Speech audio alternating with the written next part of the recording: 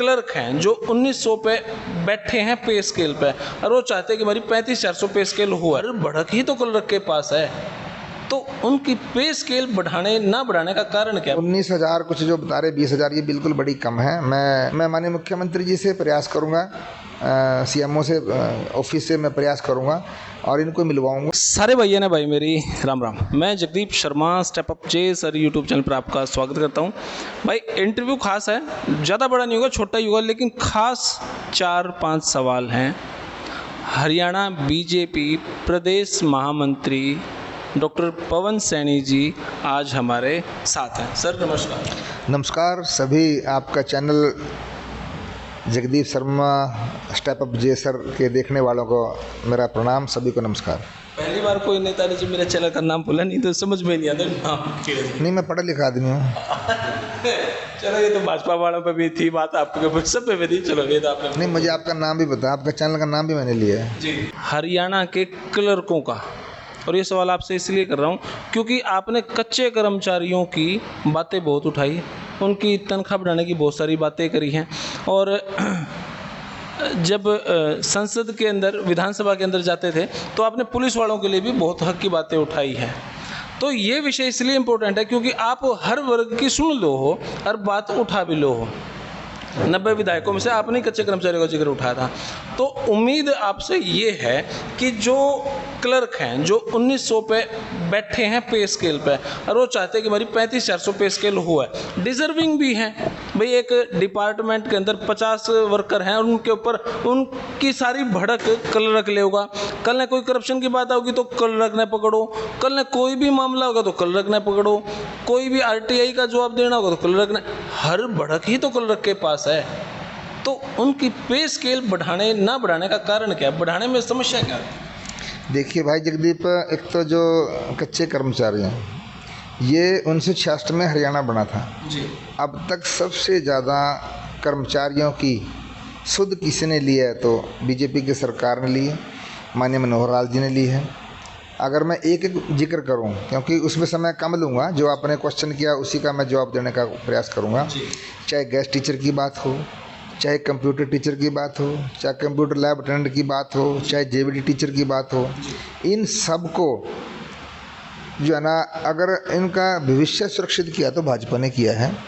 और आपने पुलिस का भी जिक्र किया, उसके लिए हमेशा, क्योंकि कर्मचारी भी सब अपने परिवार के लोग हैं, ये कोई बाहर के लोग नहीं हैं। उनके लिए चाहे हॉस्पिटल में सुविधाएं हों, चाहे जो है ना उनके लिए सेक्रेटरीट के बाहर उनके लिए बूथ लगाने की बात हो, यानी कि हर क्षेत्र में जहां आपने क्लर्कों की जो आपने व्यथा मुझे सुनाई है, मैं बिल्कुल उनके साथ हूं। क्योंकि क्लर्क हमारा पूरे उसका जो दफ्तर है, कार्यालय, उसकी धुरी क्लर्क होता है जी।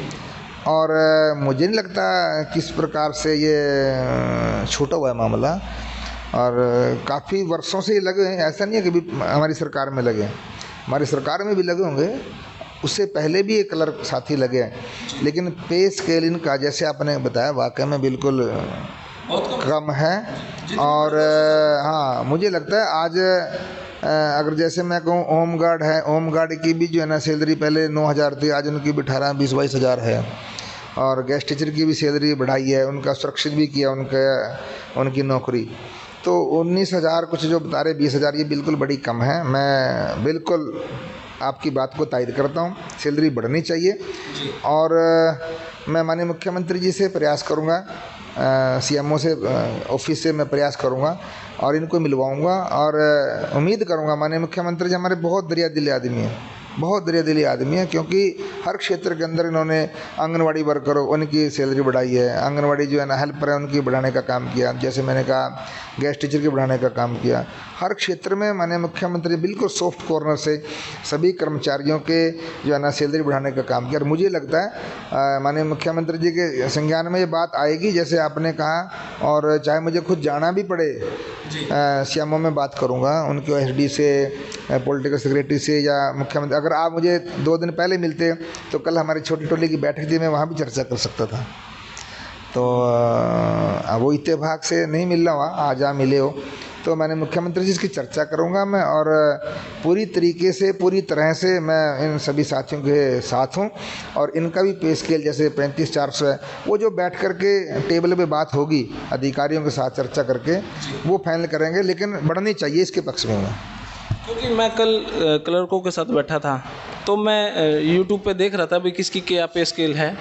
सांसद का तनख्वाह इतनी है, मोदी की तनख्वाह कम है वहाँ पे, और इनकी बेचारों की अटकी हुई। बेचारे तो खैर वैसे कह रहा हूँ गलती होगी, लेकिन क्योंकि डिजर्विंग है ये, इसलिए मैं चाहता हूँ कि एक बार ये बाढ़ वाली जो स्थिति है ये निपटने के बाद आप जल्द से जल्द एक मुलाकात इनकी करवा दें। मैं बिल्कुल मुलाकात करा दूंगा, लेकिन मुलाकात फॉर्मेलिटी नहीं, मैंने कहा ना मैं प्रयास करूंगा, और क्योंकि मैं सनातनी आदमी में भगवान से भी मैं दुआ करूंगा, इनका जो है ना भला होना चाहिए, इनकी पे जो है ना बढ़नी चाहिए, सैलरी बढ़नी चाहिए। फिलहाल तो जी हमारे भगवान तो मुख्यमंत्री साहब ही, उनके हस्ताक्षर से ही सारा काम होगा ना। नहीं, होना है वो भी भगवान करवाता जो करवाता है, क्योंकि मैं कृष्ण की धरती से आने वाला व्यक्ति हूँ, और भगवान कृष्ण ने कहा जो करवा रहा हूँ मैं करवा रहा हूँ, जो करवाए वही मैंने करवाया, जो आगे करवाऊंगा वही मैं करवाऊंगा। इसलिए भगवान ही वो ताकत माने मुख्यमंत्री जी को देंगे, और वो मुख्यमंत्री जी की कलम से, क्योंकि साक्षात रूप में साकार रूप में मुख्यमंत्री जी हैं, हमारे प्रदेश के मुखिया हैं और हमारे देश के प्रदेश के राजा हैं, तो निश्चित रूप से वो इनकी सैलरी बढ़ाने का काम करेंगे। दो सवाल हैं, एक मैं कन्वर्ट करके आपको पूछ रहा हूँ। मैं एक गठबंधन जो बना हुआ वो टूटने की कगार पे, और जो एक था ही नहीं वो गठबंधन बनने के तैयार में। 2024 आपके लिए जमा शनि की ढैया बन के आने लग रहा है। अब उससे आप कैसे निपटोगे? खबरें तो ये चलें भाई आपने जेजेपी के साथ थोड़ी सी खटास चल रही है, ऐसा सुनने में आवा है, और जो विपक्षी पार्टियां में सारी इकट्ठी होने लग रही हैं। तो दिसंबर में 2 बार आपका एक सर्वे भी हुआ जो खबरों में आया, भाई इन्होंने भाजपा वालों ने सर्वे करवाया और सर्वे बड़ा चिंताजनक है।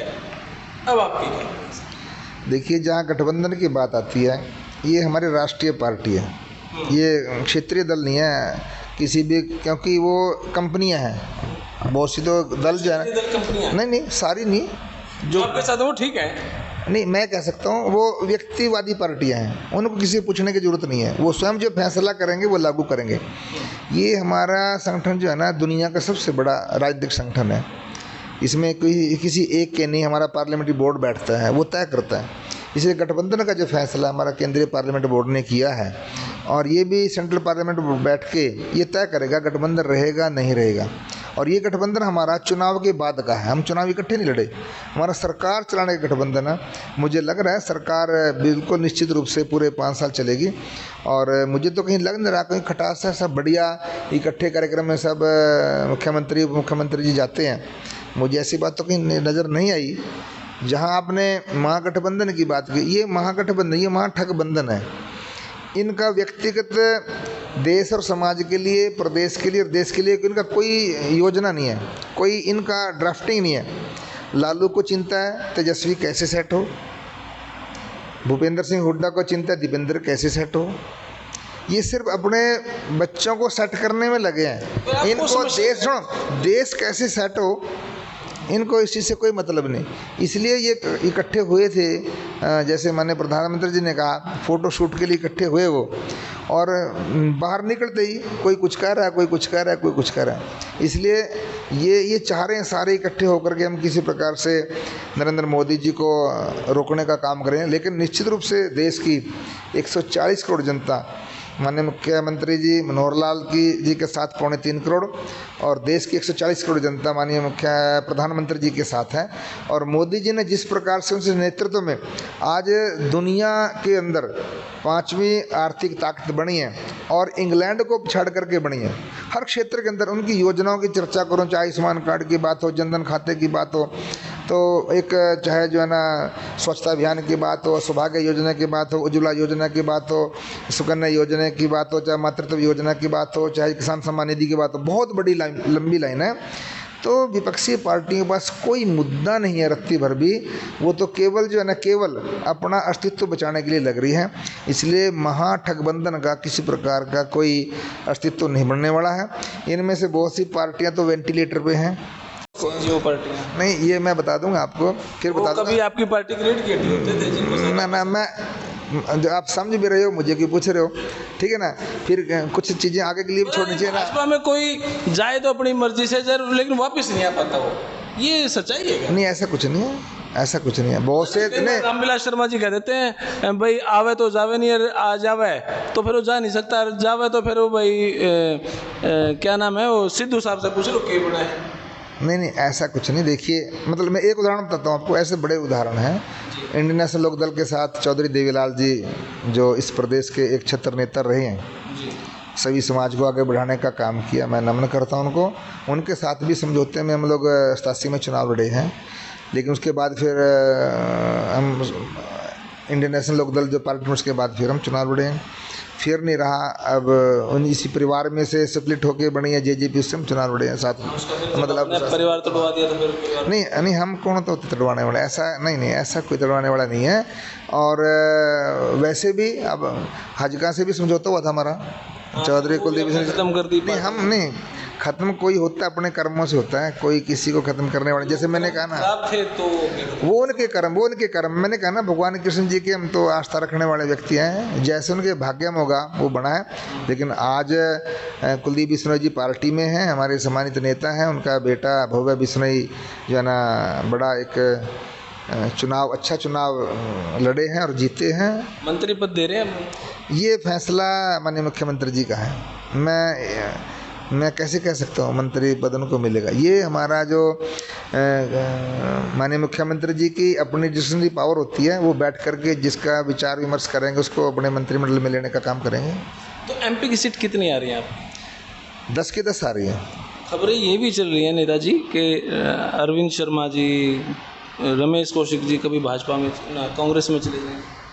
ऐसा कुछ नहीं। अभी पिछले दिनों सौभाग्यवश मैं कह सकता हूँ, अभी महासंपर्क अभियान के दौरान सिरसा लोकसभा, सोनीपत लोकसभा, रोहतक लोकसभा में देख रहा था, बड़े अच्छे कार्यक्रम सोनीपत लोकसभा में हुए हैं। नितिन गडकरी जी पॉजिटिव लग रहे हैं, बिल्कुल, क्यों नहीं, अरविंद जी के साथ मैं रहा हूँ और रैली। कई बार कांग्रेस वालों फैन से मिलता हूँ, कहते हैं देखिए अरविंद शर्मा हमारी तरफ से आ जाऊंगे और करनाल से इलेक्शन लड़ेंगे। ना, ऐसा कुछ नहीं। सुनिए आप ना, उनकी वो भाषण सुनना, रोहतक लोकसभा के रैली में उन्होंने दिया है। उन्होंने कहा मैं लड़ूंगा तो रोहतक लोकसभा से लड़ूंगा, उन्होंने कहा है। अच्छा जी। हाँ, अब ये जो है ना, आप उनकी भाषण की कहीं से क्लिप मिल जाए वो सुनना। अरविंद जी ने खूब जोर लगा के कहा रोहतक रैली में, मैं रोहतक से ही लोकसभा का चुनाव लड़ूंगा। पता नहीं जी, और पैरावर वाली स्पीच आज तक कानों में गूंज रही है, मैंने किसका साथ दे दिया। नहीं, ऐसा कुछ नहीं। ये तो परिवार जब बड़ा होता है ना, तो उसमें थोड़ा बहुत कहीं ना कहीं, जैसे ज़्यादा बर्तन होते हैं थोड़ा बहुत टकरा जाते हैं, लेकिन रास्ते में एक ही जो है ना, जो बर्तन का पैन होता है ना, उसी में सारे बर्तन रखे जाते हैं। तो सर क्लर्कों का बड़ा मामला हो जाएगा? नहीं करेंगे हमारे मुखिया, मैं बीच की कड़ी बन करके उनकी बात को आगे सिरे चढ़ाने का मैं प्रयास करूंगा, जिससे उनकी सैलरी भी, क्योंकि उनके साथ के जो लोग और भर्ती हुए हैं अलग अलग विभागों में जो भर्ती है, उनके पे स्केल आज बड़े हैं, 35,000 के आसपास हैं, इनका नहीं बढ़ा। इसलिए वो सही है और मैं प्रयास करूंगा, क्योंकि प्रयास करने वालों की कभी हार नहीं होती है ना। बहुत बहुत शुक्रिया सर। धन्यवाद पुनः आपका जगदीप जी, बहुत बहुत धन्यवाद। भाई देखो, बहुत सारी जानकारी, चर्चाएं का विषय था वो, कि कुछ सवाल रह भी गए, लेकिन आज का जो विषय है वो 2024 का है और आज का जो विषय है वो क्लर्कों का है। और जब तक नहीं होगा तो ये सवाल तो जरूर होगा। तो भाई आपने वीडियो किसी लगी, कमेंट बॉक्स में अपनी राय दें। तब तक के लिए धन्यवाद। जय हिंद, भारत माता की जय। Thank you.